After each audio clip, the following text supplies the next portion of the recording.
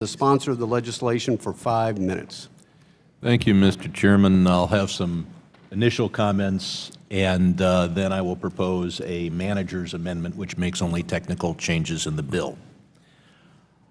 I've been watching the JCPOA, the Iran nuclear deal, at every stage of its discussion and negotiation. There's no document I've studied more clearly. There is no need for the United States to violate that agreement, but there's also no need for us to overperform. Iran, the agreement does contain language urging both parties to act in the spirit of the agreement. What Iran did just within a month of when the agreement was signed was engage in missile testing, which everyone agrees is in violation of UN Security Council resolutions, but technically not exactly a violation of the agreement, at least according to many. So Iran has not overperformed. Iran has not acted in the spirit of the agreement, but arguably they have adhered to the agreement. In one respect, one could say they perform more quickly than expected.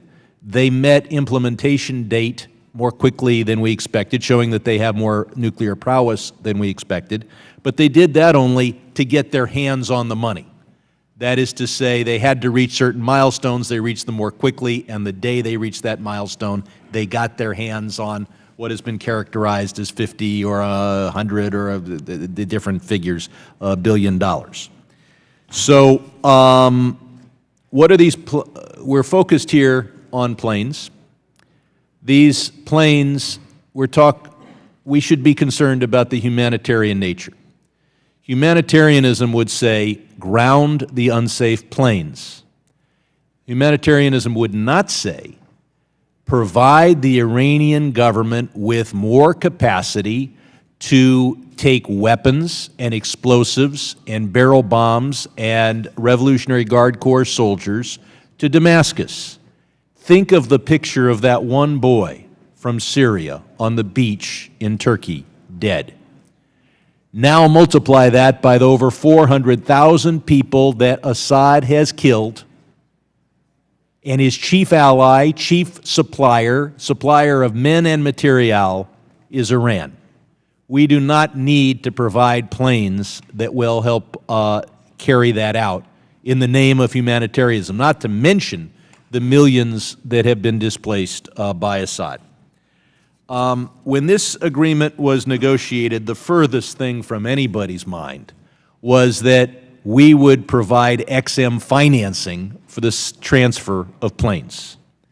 In fact, that is a violation of XM's policy, as stated to us clearly before we voted to reauthorize XM. So it does make sense for us to make clear in the code that we're not going to be financing through XM Bank the transfer of these planes. This is hardly a violation of the agreement. It is simply a prohibition on the most extreme and ludicrous overperformance of the promises that we made. And certainly the American taxpayer should not be financing on a concessionary basis, providing planes that bring death to Syria every day. And of course, in prior decades, Iran Air's planes have been used for terrorist actions in Europe and elsewhere, documented clearly in the record. So with that, as to the bill itself, it deals only with planes sold or leased to Iran. That is its sole purpose. I think it achieves that purpose well, but I do have a technical amendment at the desk and would...